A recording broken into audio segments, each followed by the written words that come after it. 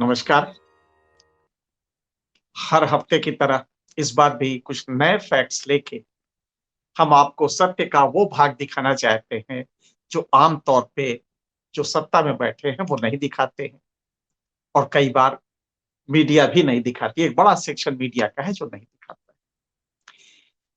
इस बार अचानक एक अजीब चीज़ हुई।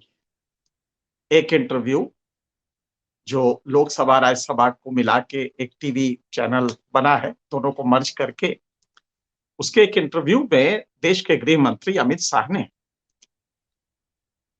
कुछ अजीब बातें कही जिसको एनालाइज करना आगे भी बहुत ज़रूरी होगा, समीचीन होगा और सामयिक होगा, क्योंकि उसकी वजह नहीं समझ में आई।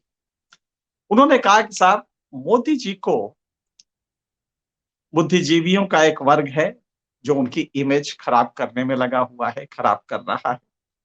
वरना मोदी जी सबकी सुनते हैं और बहुत ही लोकतांत्रिक तरीके से, भले देर से लेकिन फैसला बहुत सही लेते हैं।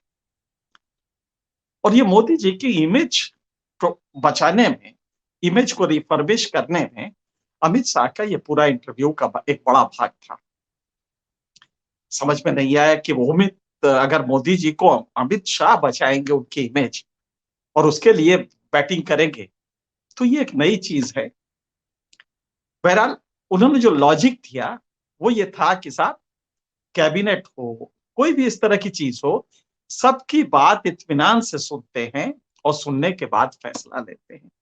जाहिर है, हम सबका परसेप्शन, आपका परसेप्शन बिल्कुल इससे अलग है कि देश में दो ही लोग हैं जो शासन चला रहे हैं, मोदी जी और अमित शाह। अब अगर आप ये कह रहे हैं कि मीडिया उनकी इमेज खराब कर रही है, तो रिवर्स लॉजिक तर्कशास्त्र में एक चीज होती है।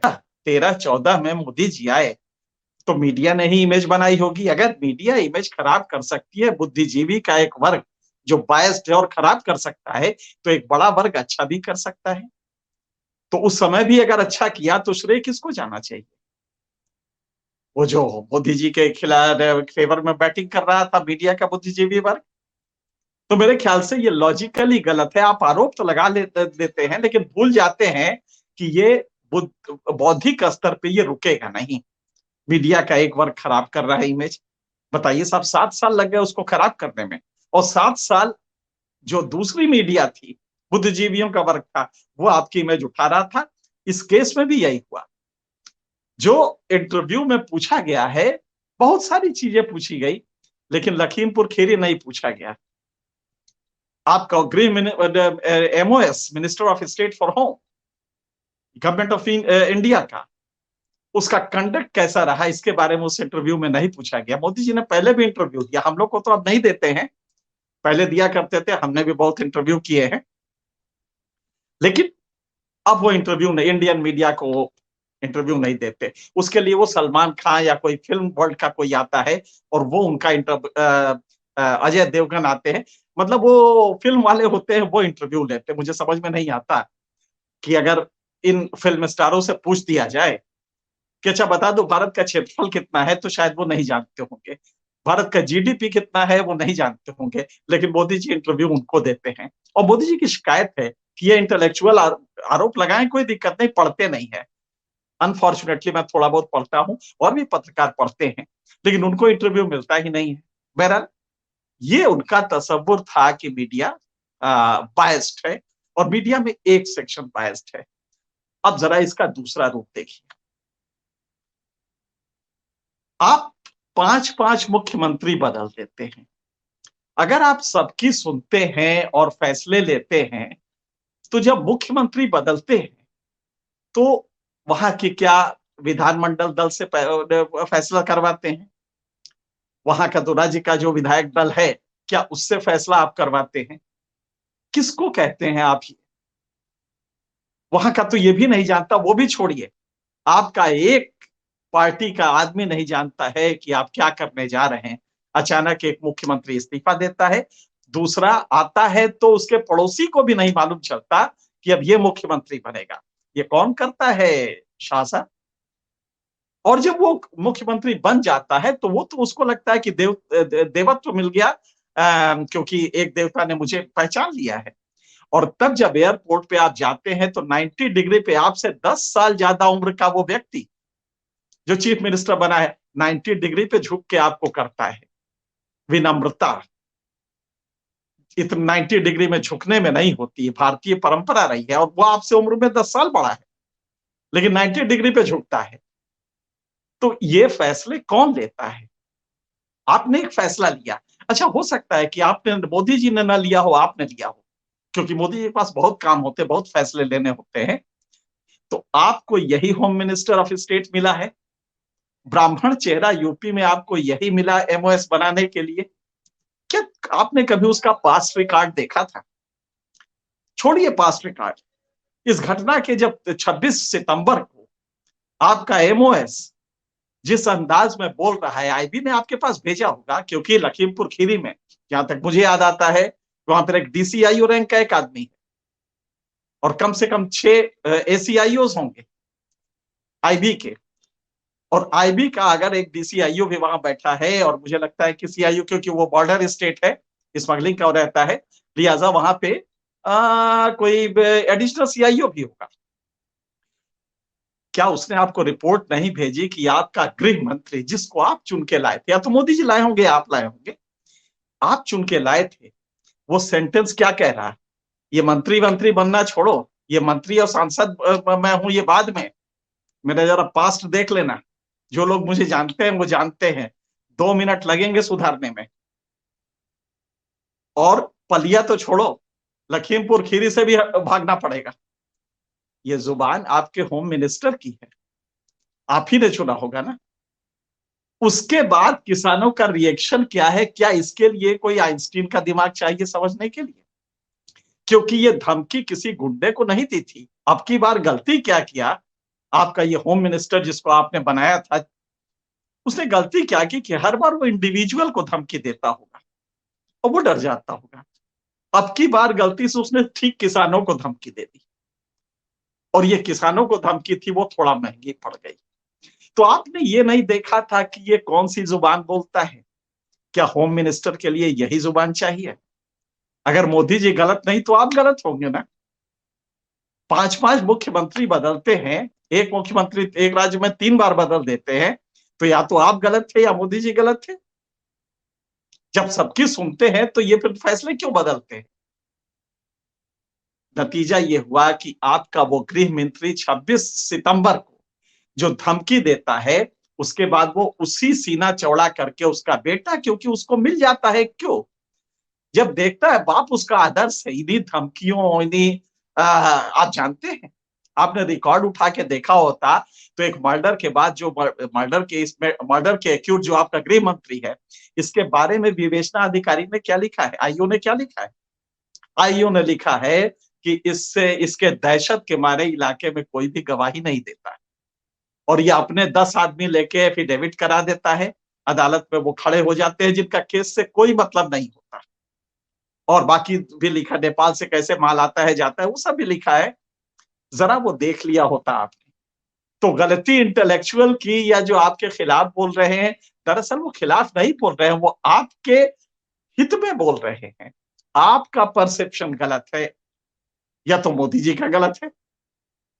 अगर आप नहीं है तो कोई बात, मोदी जी होंगे, फैसला अगर वो लेते हैं तो आपने 26 को, इसके पहले आपने रिकॉर्ड चेक नहीं किया?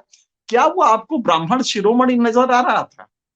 ब्राह्मण का इंटेलेक्चुअल कैलिबर इतना कम हो गया है। मान लीजिए कि हम मान लेते हैं कि ब्राह्मणों का, वैसे ध्यान रखिएगा एक बात,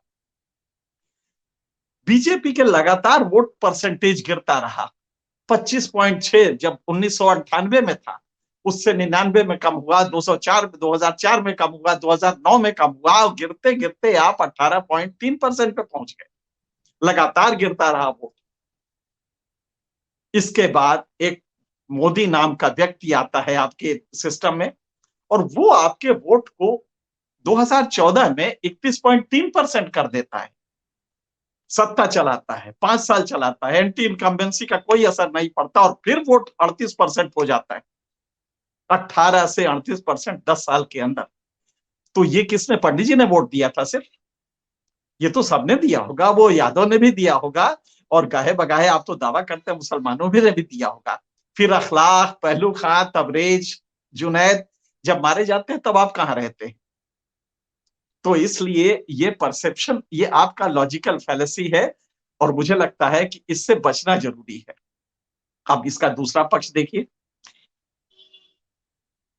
आप ले आए, आपने एंटेसिडेंट्स नहीं देखे, उसको ब्राह्मण शिरोमणि गलती से, पता नहीं क्यों इस तरह के लोग आपको ज्यादा अच्छे लगते हैं।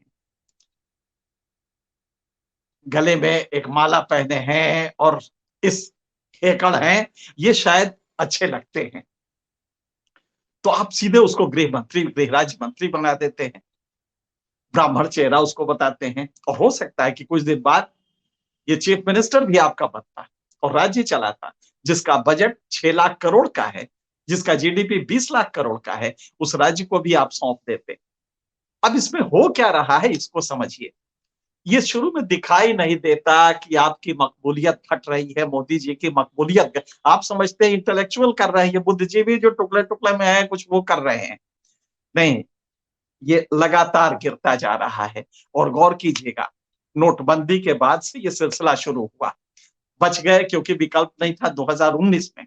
लेकिन आप गौर कीजिएगा, पश्चिम बंगाल, आपने देखा नहीं, पूरा एड़ी चोटी लगा देने के बाद भी सारे आपके एजेंसीज लग गई थी, लेकिन आप हार गए। अब इसका दूसरा रूप देखिए, वहां से आप किसानों तक आते हैं। किसानों को आपने कितने वादे, आप एस्पिरेशन तो खुद बढ़ा रहे हैं। जब 2016 में बरेली में आपने कहा था कि किसानों की आमदनी दूनी कर देंगे, उस समय नाबार्ड ने कहा था किसानों की आमदनी 8,924 रुपए है, आपने दूनी करने को कहा था। किसानों के एस्पिरेशंस तो बढ़ गए, 4 साल में आमदनी एक्चुअली घट गई, 10,218 रुपए इस समय ताजा आप ही का आंकड़ा है। और अगर इसको इन्फ्लेशन से एडजस्ट कर दिया जाए, जो मोदी जी ने कहा था और जिसको दलवई कमेटी ने लिखा है अपने इंट्रोडक्शन में, पॉइंट नंबर 3 है कि रियल आमदनी बढ़ाएंगे, नॉमिनल नहीं। आपने जो ये कैलकुलेट किया, ये नॉमिनल है, वो भी 10,218 रुपए, 2022 में आपको करना था। तो कौन गलत बोल रहा है? एस्पिरेशन आप बढ़ाएंगे वोट लेने के लिए, और जब वो फुलफिल नहीं होगा वो आंदोलन करेगा, और तब आपकी इमेज खराब होगी, और आपकी इमेज खराब हो रही, ये पहले नजर नहीं आए क्योंकि ये ऊपर के वर्ग से नीचे इसका डाउनवर्ड फ्लो होता है, लिहाजा शुरू में आपको नजर नहीं आएगा, लेकिन ये खराब हो रही है, और इसको तत्काल अगर नहीं रोका आपने तो मुझे नहीं लगता है कि आगे कैसे चलेगा। खैर, ये तो एक सत्य की बात हुई कि जो आपने सत्य बताया, उसका दूसरा साइड ये है। और आपको इतने दिन लग गए, क्या क्या दिक्कत थी आपको एक मंत्री हटाने में? आपको तो ज्यादा सुचिता दिखा के हटाना चाहिए, क्यों माय गॉड ये गलती हो गई, ये मुझसे, आप मोदी जी से गलती हो गई, ये सिलेक्शन गलत था और हम इसको हटाते हैं। पहले तो आपने अच्छा खासा कई दिन लगा दिए उसके बेटे को पकड़ने में, और बेटा, जो कि आप जानते हैं, हर रिपोर्ट आपके पास है, बेटे की स्थिति क्या है, बेटे ने क्या किया था वहां पे, एक एक फ्रेम उसके हैं वीडियो के, जिससे आप देख के कर सकते हैं, लेकिन फिर भी उसको बचाया गया। तो जनता इसको कैसे लेगी? तो लिहाजा ये बेटे की गति रही। अब आपसे डिमांड हो रही है कि इसको हटा दीजिए। अगर आप इसको तत्काल हटाते तो वो एक होता कि आपने नैतिकता के आधार पे हटाया, आप जीरो टॉलरेंस रखते हैं इस तरह की हरकतों। लेकिन आज जब आप हटाते भी हैं तो आपको वो क्रेडिट नहीं मिलेगा, आप लगेगा दब रहे। और हाल के दौर में आपके दबने की कई घटनाएं आई हैं। हो सकता है आप गुस्से में आके न दबे, लेकिन इमेज जा रही है। अब आपको एक दूसरी चीज बताती हूँ, अभी आप ही की रिपोर्ट आई है, यूनियन गवर्नमेंट के एजुकेशन मिनिस्ट्री की रिपोर्ट। एजुकेशन मिनिस्ट्री के रिपोर्ट में राज्यों से मांगा गया कि भाई कोरोना था, कोरोना में स्कूल बच्चे नहीं जा रहे हैं, एक लंबा वक्त गुजर गया, स्कूल नहीं जा रहे हैं 1.5 साल से, उनकी शिक्षा के लिए कहा गया था कि उनको किसी तरह से डिजिटल सुविधाएं दें। किन राज्यों ने क्या किया, इसका एक वो किया, असेसमेंट किया गया गवर्नमेंट ऑफ इंडिया द्वारा। आप ताज्जुब करेंगे, 28 में से 22 राज्यों में किया गया। अनफॉर्चुनेटली यूपी और वेस्ट बंगाल उसमें अभी नहीं आए हैं। यूपी इसलिए कि इलेक्शन है, कुछ ऊंचा नीचा ना हो जाए, और वेस्ट बंगाल में स्थिति नहीं थी इसलिए नहीं हुआ। वेस्ट बंगाल ने शायद भेजा भी नहीं। सारे 28 में से 22 राज्यों का फर्स्ट फेज में आपके पास आया, और 8 यूनियन टेरिटरीज में से 7 का आया। अब इन 22 राज्यों में 7 बड़े राज्य ऐसे हैं जिनमें कि औसतन आधे बच्चे डिजिटल डिवाइस नहीं रखने की वजह से पढ़ नहीं पा रहे हैं। इसका एक नमूना हम आपको और दिखाते हैं। तमिलनाडु से पूछा गया कि भाई तुमने बच्चों के लिए क्या किया डिजिटल डिवाइड ना हो गरीब अमीर की खाई में, क्योंकि वो महंगा पड़ता है डिजिटल डिवाइड। तो तुमने फोन या लैपटॉप कितने दिए, यही एक्चुअली मांगा जा रहा है। तो तमिलनाडु से आया कि साहब हमने 5.5 लाख वो दिए हैं लैपटॉप। जब कैलकुलेट किया गया तो पता लगा कि तमिलनाडु में सिर्फ 14% बच्चे इस सुविधा से वंचित है, लिहाजा वो पढ़ नहीं पा रहे हैं। केरल में सिर्फ 1.56% बच्चों के पास ये सुविधा नहीं है। दिल्ली में सिर्फ 4% के पास। मध्य प्रदेश जो आपका शासन है, बीजेपी का शासन है, वहां पे 70% बच्चे इससे महरूम हैं, इससे वंचित हैं। वो 1.5 साल से पढ़ नहीं रहे हैं। इससे भी दूसरा सुनिए, बिहार में भी आप ही का संयुक्त शासन है। बिहार में 60% बच्चे ऐसे हैं जिनके पास कोई डिजिटल डिवाइस नहीं है। देखिए, राज्य में कुल 29 मिलियन बच्चे हैं। इनमें से 14 मिलियन के पास कोई भी डिजिटल डिवाइस नहीं है जिससे वो शिक्षा प्राप्त कर सके। तो ये बिहार की स्थिति है। बिहार में 60% बच्चे इससे महरूम है, और जिन्होंने खरीदा है वो अपने जेब से खरीदा। बिहार की गरीबी का आपको मालूम होगा कि राष्ट्रीय औसत का 1/3 बिहार के पर कैपिटा इनकम है। बेहद गरीब है, शायद सबसे हर सुविधा से वंचित है। उसमें राज्य सरकार ने कुछ भी नहीं किया। अब आप सोचिए, ये बिहार का बच्चा, मध्य प्रदेश का बच्चा आज से 4 साल बाद, 6 साल बाद जब जॉब मार्केट में खड़ा होगा तो उसको क्या मिलेगा?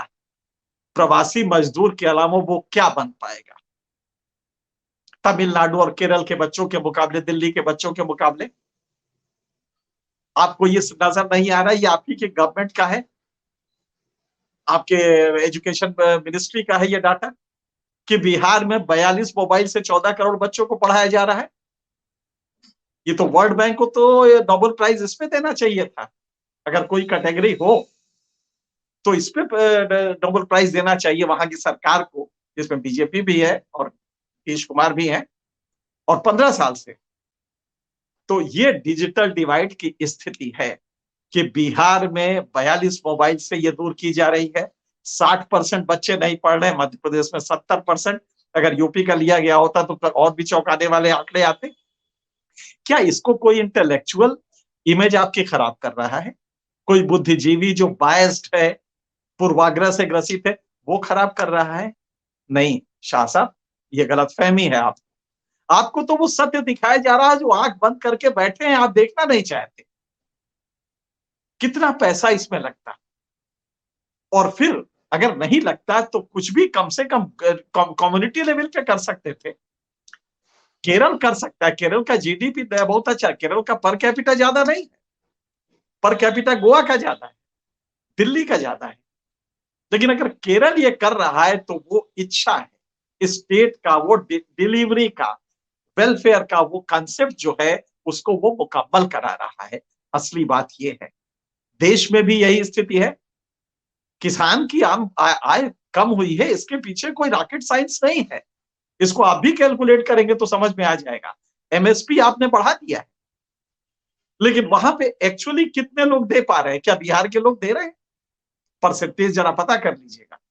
सबसे गरीब इलाका है बिहार में, एमएसपी में कुछ भी नहीं जाता। और फिर एमएसपी जहां दिया जा रहा है चुनाव के लिए, यूपी में दिया जा रहा है, वहां पे आढ़तिये है, वही आढ़तिये जो पहले शोषण करते थे।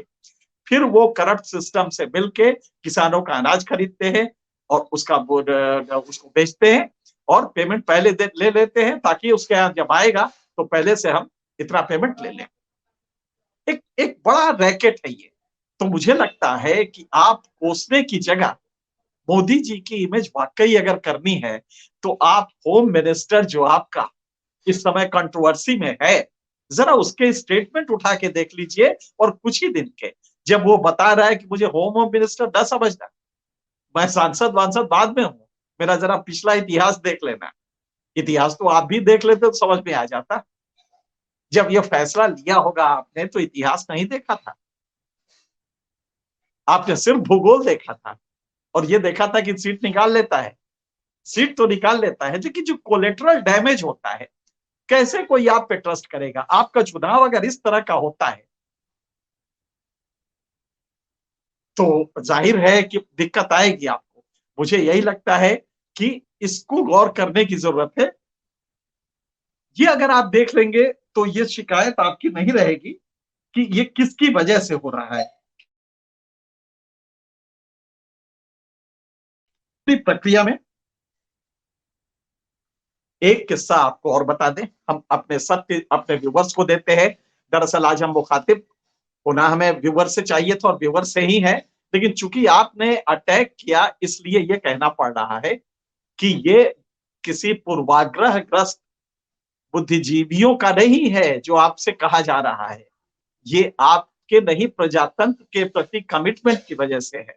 एक किस्सा आप और सुन लीजिए, इसमें तो कोई पूर्वाग्रह आपको नहीं नजर आएगा, न प्राइम मिनिस्टर की इमेज आपको नजर आएगी, लेकिन कहीं ना कहीं दोष आप सबका है।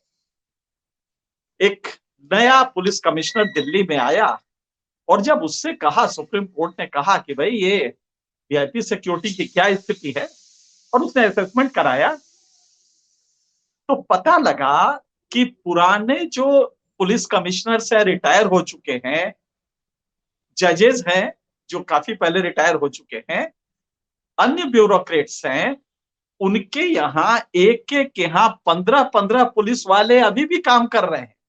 रिटायरमेंट के बाद उनको विड्रॉ नहीं किया गया है। एक पुलिस वाले की तनख्वाह दिल्ली पुलिस में लगभग औसतन 50,000 होती है, जरा गौर कीजिएगा।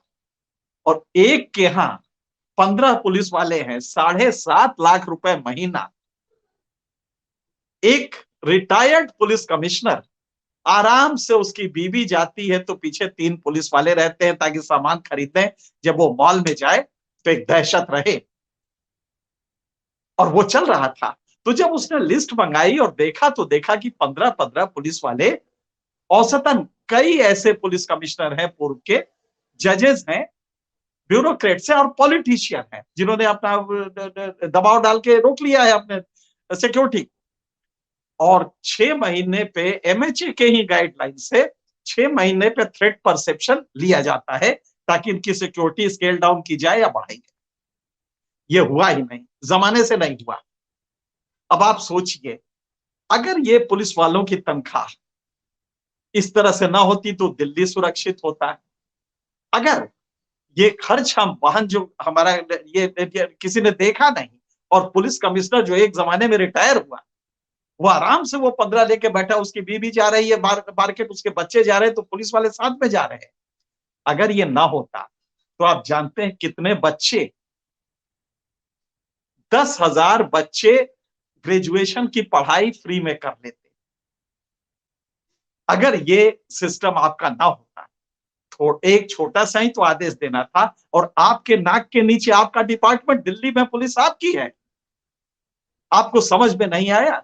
अब बताइए किसको कहा जाए? पुराने पुलिस कमिश्नर, और जबकि उनको मल्टीटास्किंग स्टाफ मिला हुआ है, उन अफसरों के पास as per provision multitasking staff है, लेकिन ये पुलिस की हनक जो होती है, ये तो उसकी बीवी को बाद में भी चाहिए ना। ये इसलिए हो रहा है। सूचना विभाग, मुझे एक याद आता है, एक डीजी ने एक इंस्टीट्यूट के बताया कि साहब यहाँ आए थे तो 4-4 गाड़ियां सेक्रेटरीज और एडिशनल सेक्रेटरीज के बंगले पे हुआ करती थी इस इंस्टीट्यूट की, पत्रकारिता की। तो हमने उन गाड़ियों को जब मंगाया तो बहुत हंगामा हुआ, क्योंकि उन गाड़ियों और ड्राइवर के साथ, पेट्रोल के साथ, उनकी बीवियां जाती थी मार्केट करने। सरकारी मशीनरी का दुरुपयोग आप इस तरह से हो रहा है। और ये अफसर इतने नाराज हुए उस डीजी से, जो कि एक पत्रकार था पहले का, उसको आपने बनाया था। तो पता ये लगा कि वो इतने नाराज हुए कि उन्होंने अगला टर्म इसको नहीं दिया। तो ये जो गाड़ियां होती हैं इंस्टीट्यूट के नाम पे ली जाती हैं और रहती साहब के बंगले पे, ये सब क्या आप देखते नहीं हैं? और जब वो जनता देखती है कि साहब की बीवी एक गाड़ी से, जो सरकारी गाड़ी है, ड्राइवर है, जा रही है, तो क्या उसको समझ में नहीं आता है कि ये हमारा ही पैसा था, ये लूट के ये सब कुछ हो रहा है? क्यों इसको इसको अच्छा सही नहीं करना चाहिए? इसमें बुद्धिजीवी कहाँ से आ गए? बुद्धिजीवी ये इमेज खराब कर रहे हैं। वो मॉल जाती है जब उसकी बीवी, एक पूर्व पुलिस कमिश्नर की, और 15 पुलिस वाले साथ में रहते हैं, तो जो इमेज बाल वाले जो बाहर देखते हैं, पब्लिक देखती है, वो क्या आपको बहुत शाबाशी देगी? आपको कहेगी कि वाह! क्या गवर्नेंस चल रही है। आपने तो वादा किया था ना गुड गवर्नेंस का। अगर यही मॉडल है, तो आप ये सोच के चलिए कि चीज़ें बहुत तेज़ी से बदलेंगी। हम अपने व्यूअर्स को सत्य का ये भाग दिखाना चाहते थे, जो कि आम तौर पे सत्ता के लोग नहीं दिखाते हैं। आज के लिए इतना ही। अगले हफ्ते कुछ और मुद्दों के साथ मिलेंगे। तब तक के लिए बहुत-बहुत धन्यवाद। सत्य हिंदी का ऐप डाउनलोड करें गूगल प्ले स्टोर पर।